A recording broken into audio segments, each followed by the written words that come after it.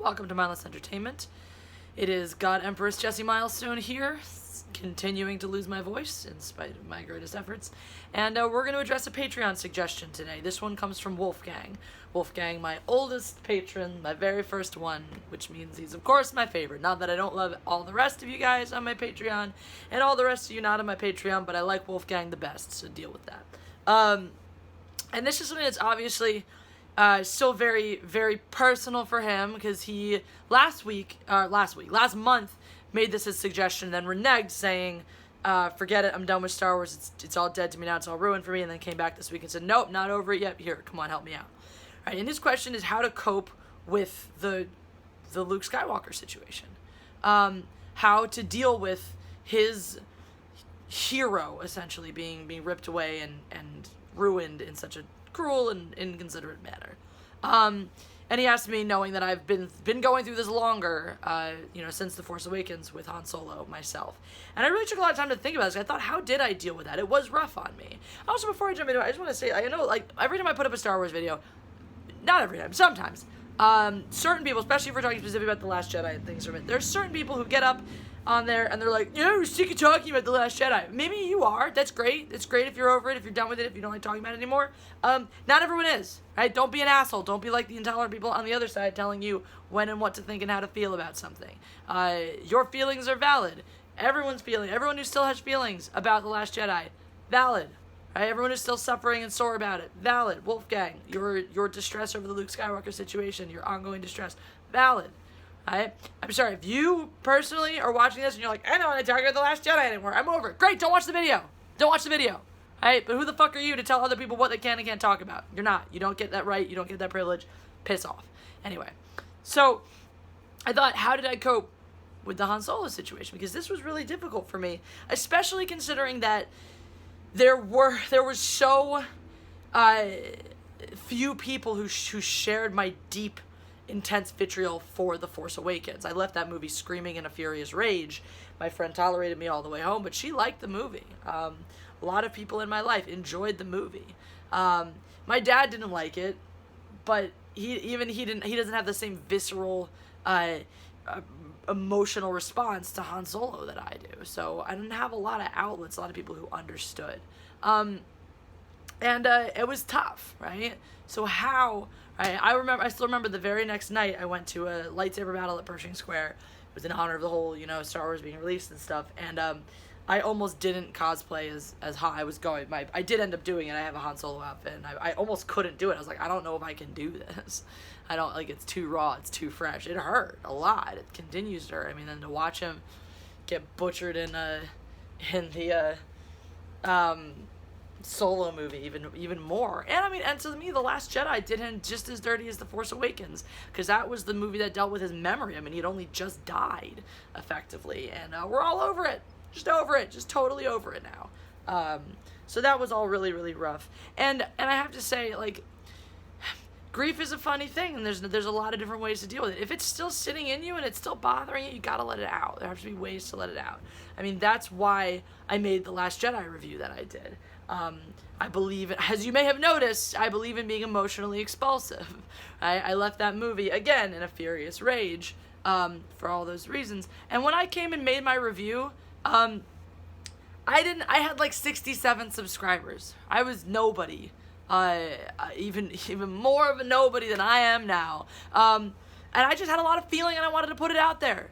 I didn't do it to get on some hate bandwagon, right? That barely even begun to happen. I wasn't trying to impress anybody or gain followers. I was more surprised than anyone else when that video took off and launched what you now have here today. I did that because I needed an outlet. I didn't have other people in my life who felt the same way that I did. So that was sort of my reaching out, my cry for help. Hey, help, talk to me, validate my feelings, essentially, which is all we really want in that situation. So that's my big thing is find people who validate your pain.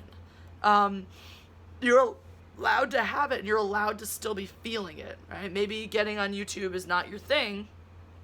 Maybe there aren't a lot of people in your life that you get to talk to that understand. You got my Patreon community.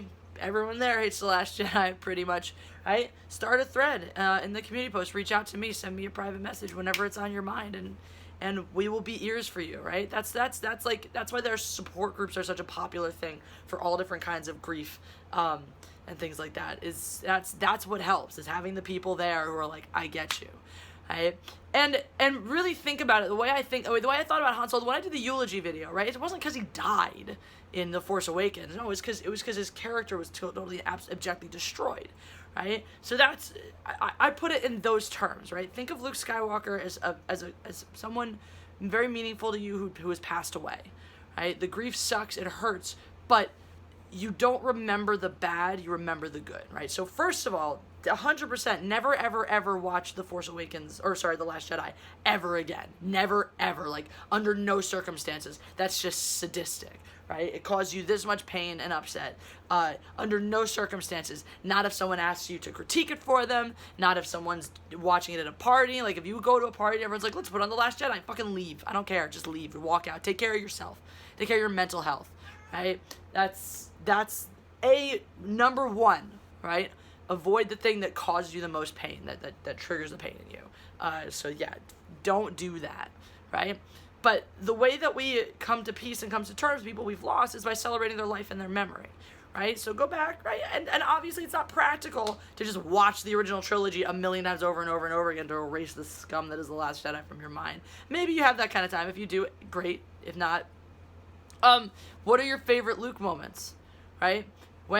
Make a list of them, compile them in your head, whatever it is, right? What are the moments that to you that define Luke Skywalker? Whenever you find yourself spiraling into what Disney Star Wars has done to him, go back to those moments, right? The very first quote that I put on my quote wall was "Never tell me the odds." For a long time, that was the only one that was up here in Han Solo's beautiful face. Because that was the one that resonated with me. That was the lesson that I learned from him, that I carried with me when I moved out to Los Angeles to make my own way, and you had lots of people telling you things like, all right, I'm making it, like, no, don't tell me that, boom. So that's always my connection to him, right? I've got his beautiful face right next to my bed, and I've got one of my favorite quotes by him right there as well. So what piece of Luke is important to you that you connect to, the Luke that you know, and put that somewhere in your house, in your home, near to you, so you carry it with you, so that you always are attached to the good, right, and not the bad parts. When you're feeling down, find the clips of your favorite Luke moments. What are the moments where he inspired you? What are the moments where you really saw him change and become the hero that he was destined to be? What are the moments that, where you really see who he is and see the quality of his character?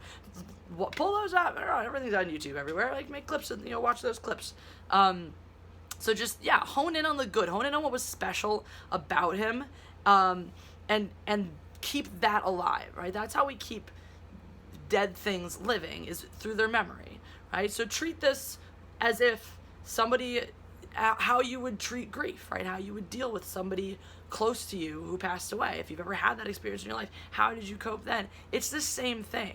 And lastly, don't let anyone tell you you're ridiculous for feeling this way or doing that. That's one of the hardest parts, is it's easy to judge it. We're navigating through this weird territory where we, as these super fans who have these ridiculous attachments that everyone thinks are absurd and wrong, right? Trying to say, why do you feel that way? It's stupid if it's just a movie, right? It's the same thing when a dog dies and people are like, it's just a dog. Are you kidding me? I can think of when my dogs died, that level of grief higher than if a lot of humans that I know died. When my horse died, forget it. When I want to talk about it, I'll start crying right here and now. That to me was more potent of a loss than that I felt than anyone I've lost otherwise in my life. And it's the same thing here. I mean, not exactly the same, but it's the same idea. Nobody else defines our attachments except us. No one else gets to tell you that you're right or wrong for feeling a certain way. And when people do, right, shame them for doing it. When people try to shame you for caring about Star Wars or caring this much about Luke, shame them right the fuck back for trying to judge you and tell you how you should and shouldn't feel. That's no one else's journey but yours. And if someone tries to take that away from you or tell you they're wrong, kick them in the balls.